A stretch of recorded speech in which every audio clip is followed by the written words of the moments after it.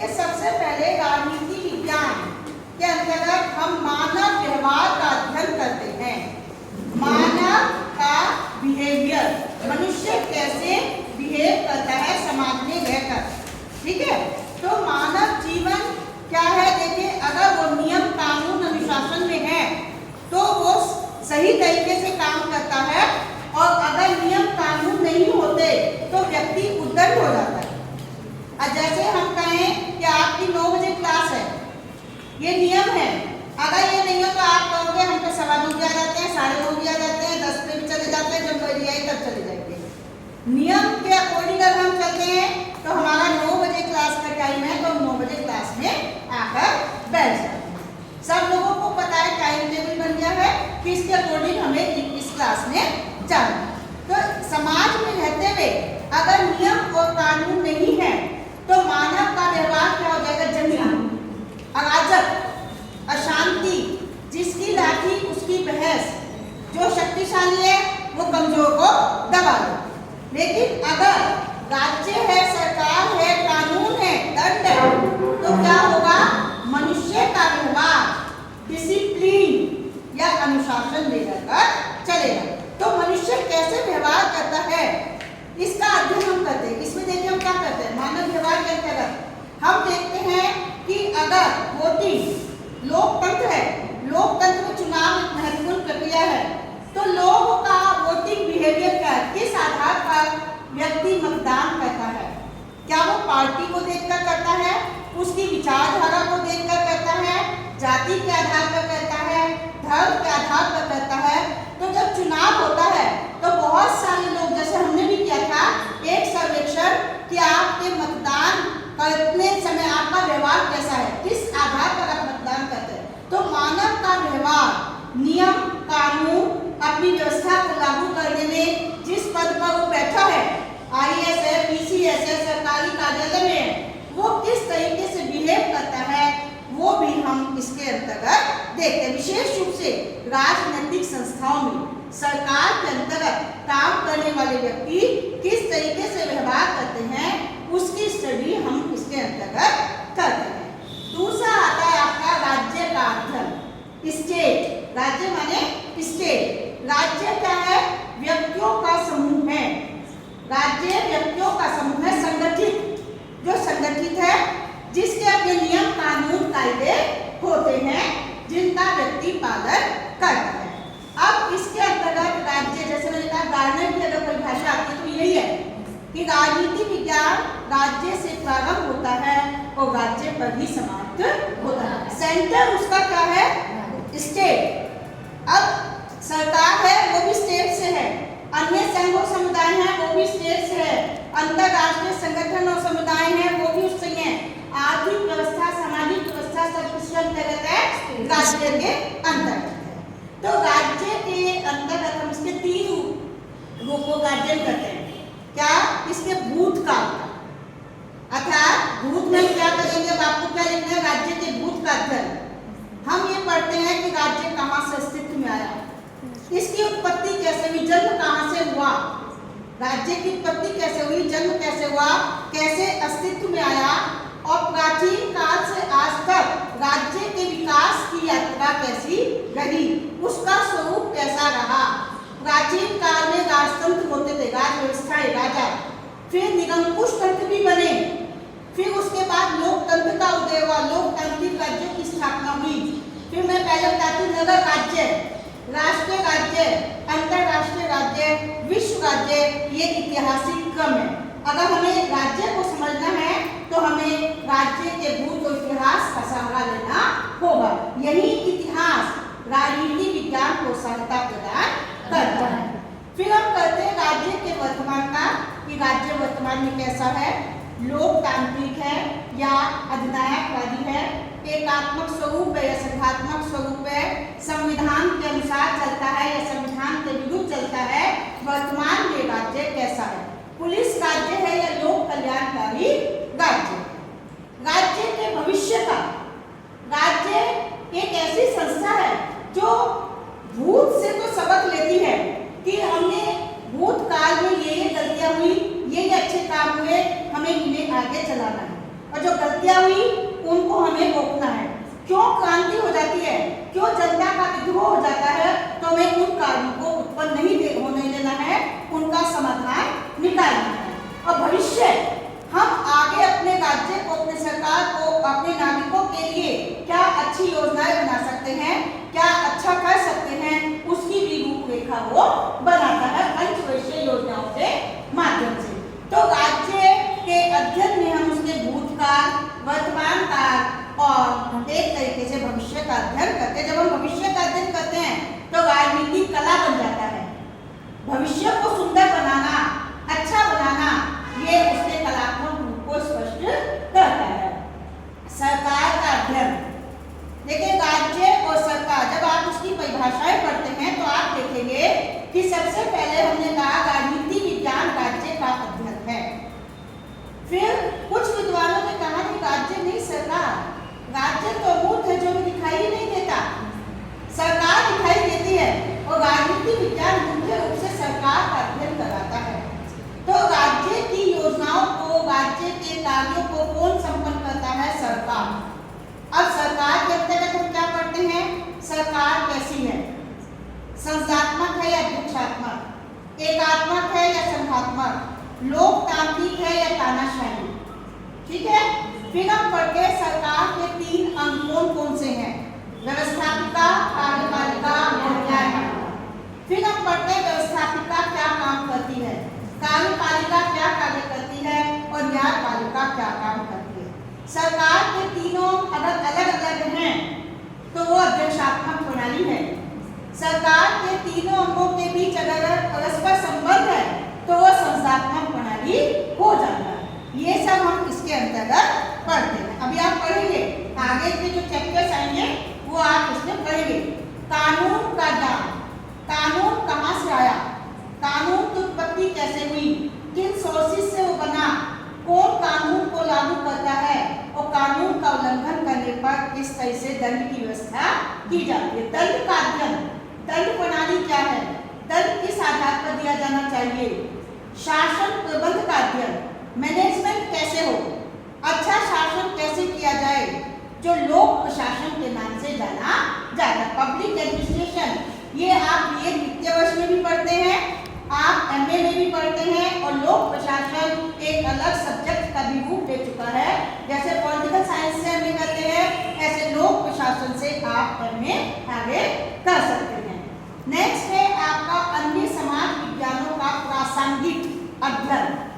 जैसे कि हम पढ़ तो रहे राजनीति विज्ञान, लेकिन हम इसमें समाजशास्त्र को भी देखते हैं, अर्थशास्त्र को भी देखते हैं, नीति शास्त्र को भी, मनोविज्ञान को भी, भूगोल को भी, सबका रेलिवेंट रूप में अध्ययन करते हैं कि कैसे एक सब्जेक्ट दूसरे सब्जेक्ट को प्रभावित करता है, उससे अध्ययन सामग्री लेता है या उसे अध्ययन सामग्री प्रदान करता है। अभी नेक्स्ट चैप्टर आपका यही आएगा, राजनीति विज्ञान का अन्य समाज विज्ञान से संबंध। नेक्स्ट आता है राजनीतिक दल, पॉलिटिकल पार्टीज क्या होती हैं, राजनीतिक दल क्या है, कितने तरह के होते हैं, क्या कार्य करते हैं।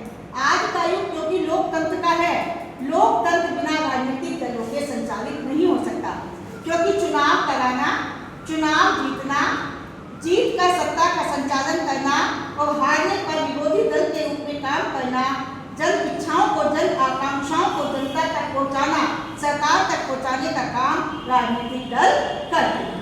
दबाव समूह, दबाव समूह क्या होते हैं, वो राजनीतिक दल से थोड़ा सा अलग होते हैं। क्या कि वो चुनाव नहीं लड़ते, ना वो सत्ता प्राप्त करते हैं, लेकिन चुनाव लड़ने वाले राजनीतिक दलों और प्रतिनिधियों को वो आर्थिक सहायता या उनका प्रचार करते हैं और अपनी बातों को मनवाने के लिए वो सरकार पर ये दबाव डालते हैं, प्रेशर डालते हैं कि उनके हित में कानून बने। जैसे कि मजदूर संघ, शिक्षक संघ, औद्योगिक संघ, ये क्या होते हैं, कृषक संघ। अभी आपने देखा किसानों का आंदोलन चला था बहुत समय तक, है ना, ये क्या है, दबाव समूह। नो, गठबंधन होती है कोलिशन गवर्नमेंट, उसको हम कहते हैं जब किसी भी दल को स्पष्ट बहुमत नहीं मिल पाता, 2, 3, 4 दल मिलकर एक साथ सरकार चलाते हैं, वो कोलिशन या गठबंधन की सरकार कहलाती है। ठीक है, वो अलग चीज है। नेक्स्ट है आपका राजनीतिक विचारकों का इतिहास। जैसे इसमें हम पाश्चात्य विचारक भी पढ़ते हैं, क्योंकि हमारा राजनीति विज्ञान काफी हद तक पाश्चात्य विचारकों ने बहुत अच्छी अच्छी थ्योरीज दी हैं, जिसमें प्लेटो, अरस्तु, मैकियावेली, गोडा, Hobbes, Locke, Rousseau, Marx, Bentham, Mill, ये सब क्या है, पश्चिमी विचारक है। फिर हम भारतीय राजनीतिक विचार को करते हैं, मनु, कौटिल्य, शुक्ल, फिर आपका आता है इसमें तिलक, गोखले, गांधी, नेहरू, एम.एन. राय, जयप्रकाश, पूरा पेपर है आपका, बीए में पूरे पेपर है, एमए में भी होते हैं। इन राजनीतिक विचारकों के इतिहास को, उनकी उपलब्धियों को, उन्होंने क्या सिद्धांत दिए, उसका अध्ययन करते हैं। फिर है राजनीतिक विचारधाराओं का अध्ययन। विचारधाराएं क्या होती हैं, पूंजीवाद, समाजवाद, साम्यवाद, अराजकतावाद, फांसीवाद, ये विचारधारा क्या है, इसकी लक्षण क्या है, कैसे हम पहचाने की कौन सी विचारधारा है, इनमें क्या गुण है और क्या दोष है, ये भी आपके सिलेबस में है। नेक्स्ट है अंतरराष्ट्रीय कानून का अध्ययन। आज का युग अंतरराष्ट्रवाद का युग है, एक राष्ट्र दूसरे राष्ट्र के नजदीक है। तो अंतरराष्ट्रीय कानून राष्ट्रों के बीच संबंधों का निर्धारण करते हैं। जैसे एक देश के लिए कानून होते हैं, ऐसे ही राष्ट्रों के बीच संबंधों का निर्धारण करने के लिए अंतरराष्ट्रीय कानून। अंतरराष्ट्रीय माने जैसे ब्रिटेन का भारत से, भारत का ब्रिटेन से, अमेरिका से, अमेरिका का फ्रांस, भारत ब्रिटेन से, जो विश्व के राष्ट्रों से संबंध होते हैं, उनको निर्धारित करने का काम अंतरराष्ट्रीय कानून करते हैं। अंतरराष्ट्रीय संबंध, अब भारत 1947 के बाद आजाद है, हम किसी राष्ट्र से संबंध बनाना चाहें, व्यापार करना चाहें, संधि करना चाहें, समझौते करना चाहें, हमारी विदेश नीति क्या होगी, ये सब अंतरराष्ट्रीय संबंधों के अंतर्गत आते हैं।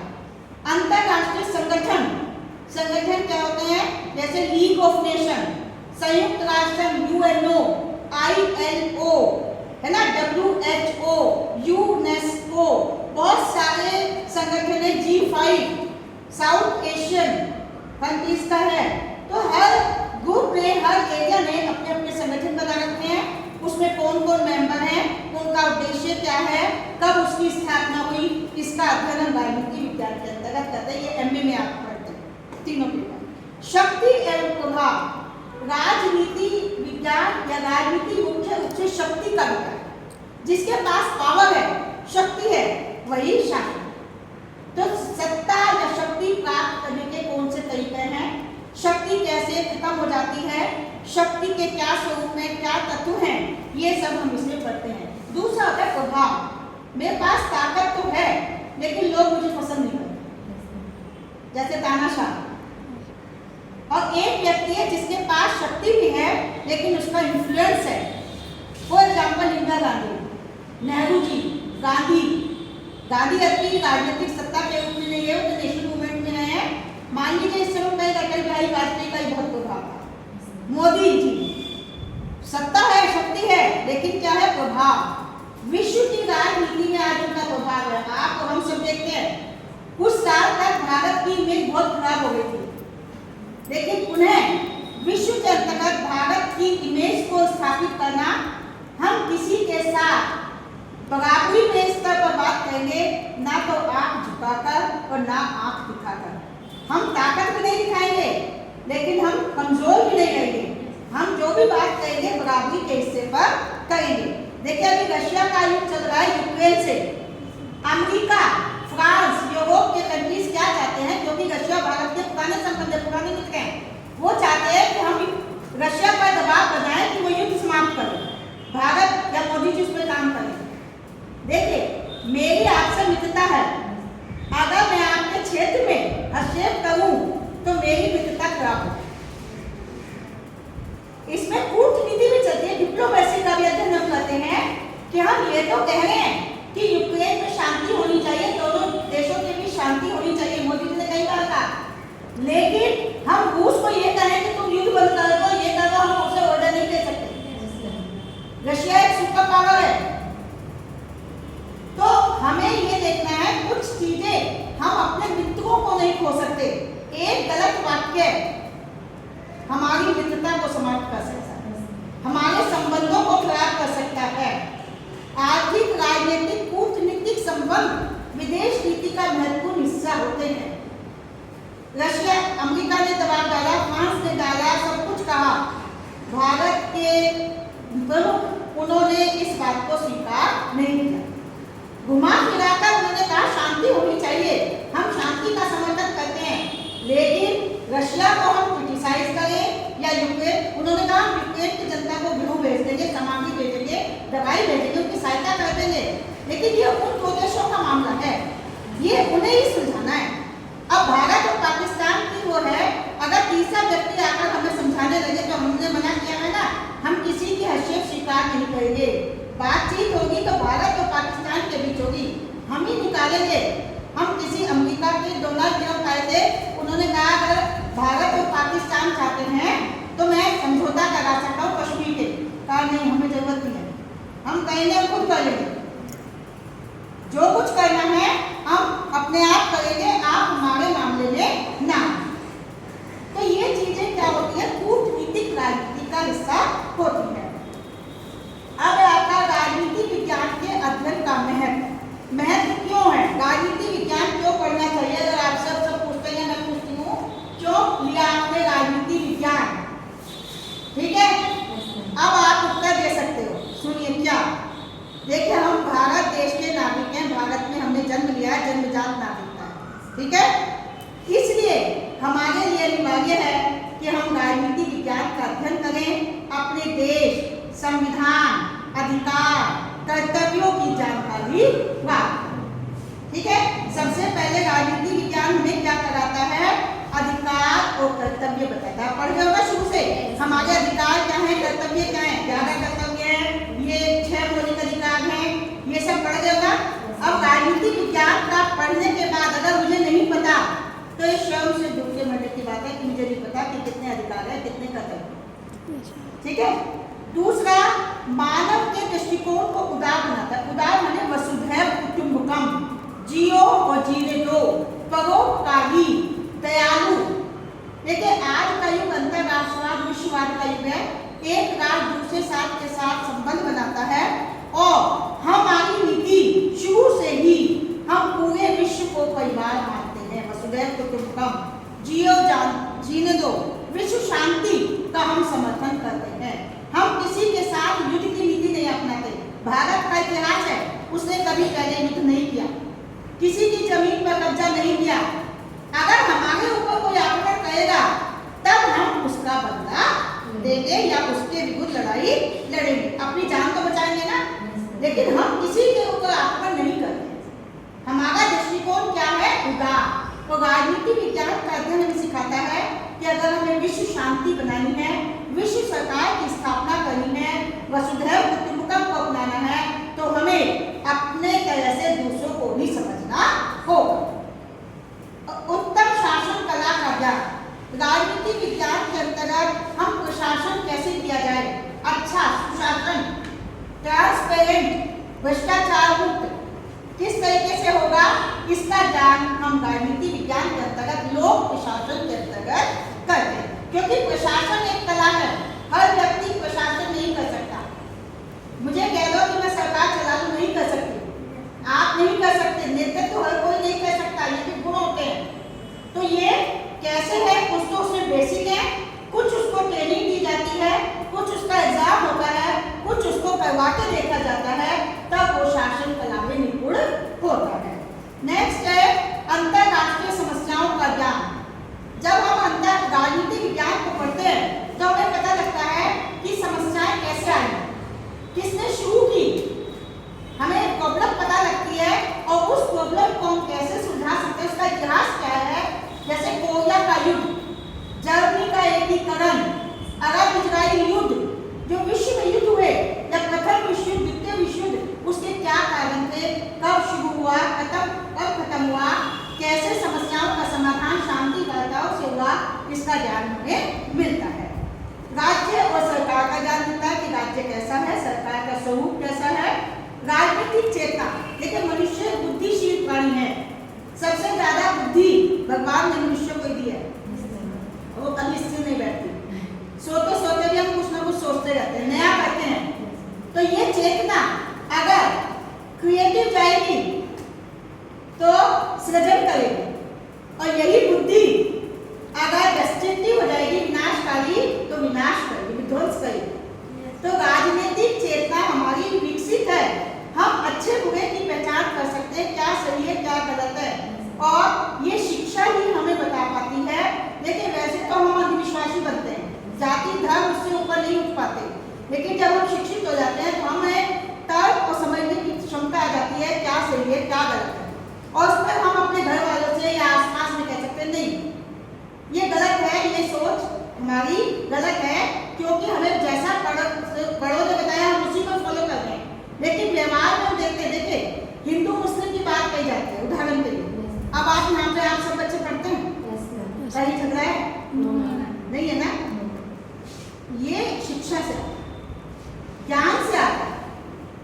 अगर हमारी बुद्धि चक्षु खुलने लगते हैं, मान लीजिए मैंने किसी चीज पर हमारे स्कूल लोगों ने कब्जा किया, हमें इतिहास में पढ़ाया गया ये तब से है, लेकिन सच्चाई कुछ और थी।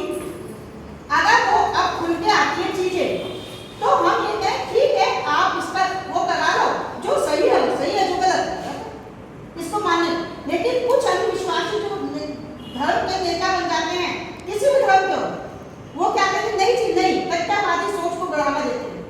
हो ही नहीं सकता जी, कैसे हो जाएगा, ये तो हमारा आपका है, सिद्ध कर दो ना, बताओ। आपकी जमीन है, उस पर किसी ने कबंगई ने कब्जा कर लिया, आपके माँ बाप कमजोर थे, जमीन आपकी थी, उसने कब्जा कर लिया। जब तक हम उसके रूल कोर्ट में केस नहीं ले जाकर अपना सिद्ध नहीं करेंगे, तो वो तो उसी की गई। अगर हमने सिद्ध कर दिया तो वो आपको मिल जाती है ना। और ये 25 साल का, 7 साल का, हजारों साल भी हो सकता है। भाई गलती से किसी ने 1000 साल तक कब्जा कर रखा, किसी ने उस पर केस ही नहीं किया, अब केस खुलकर उस पर निर्णय हो रहा है, तो चाहे वो कितने भी साल बाद हो, वो भी हो सकता है। और उसे आपस में अगर बातचीत के माध्यम से हम कर लें, तो वो लड़ाई झगड़े का कारण नहीं बनेगा। चाहे कोई भी वर्ग, मैं हिंदू मुस्लिम की बात ना तो करती हूँ ना करती, विवेक और बुद्धि।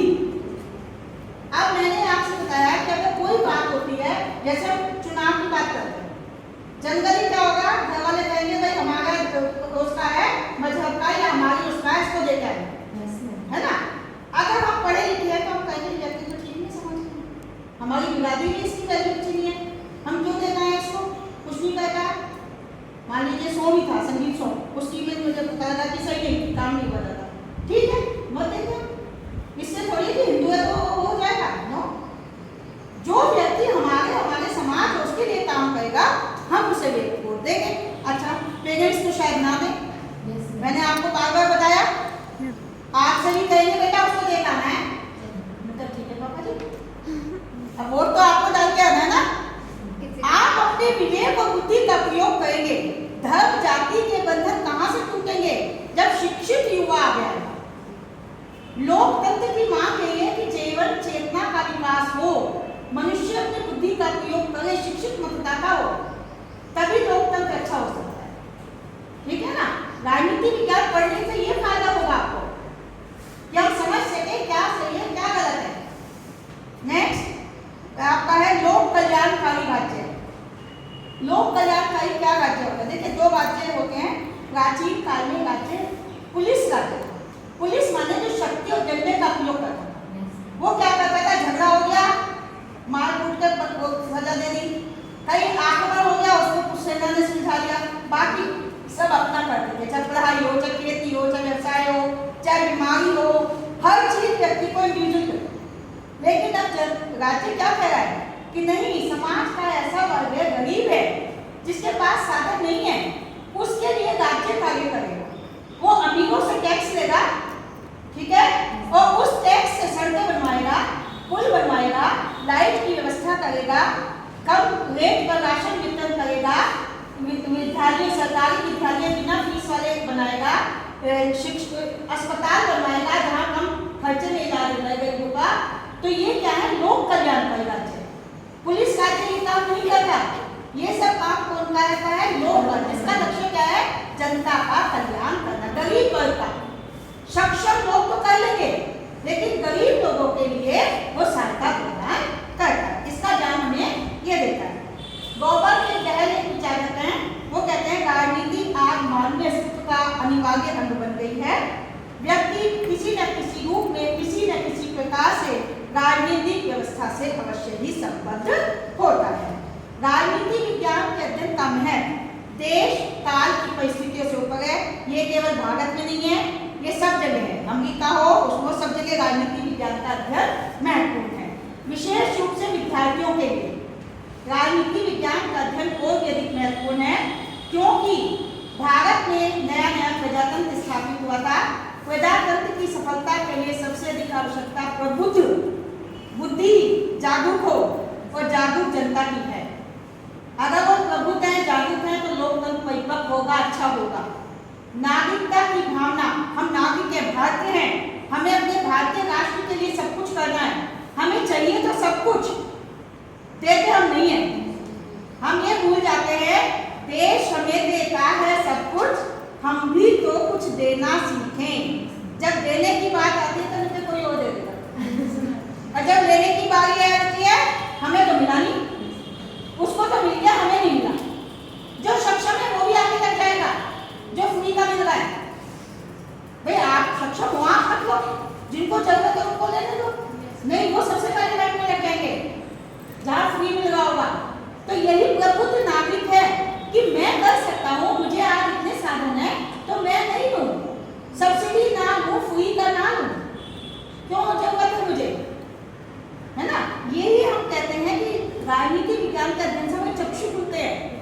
फिर आपको नागरिकता की भावना उत्पन्न होती है, मैं भारतीय हूँ, मुझे अपने राष्ट्र का उत्थान और गौरव करना है, मेरा राष्ट्र सर्वोपरि हो, मैं भ्रष्टाचार ना करूँ, नकल ना करूँ, छोटे हैं, मैं नकल ना करूँ, ईमानदारी से पेपर दूँ, लाइट अगर ज़्यादा जल रही है तो उसे बंद कर दूँ, नल चल रहा है फालतू का उसे बंद कर दूँ, ये नागरिक के लक्षण है, गुण।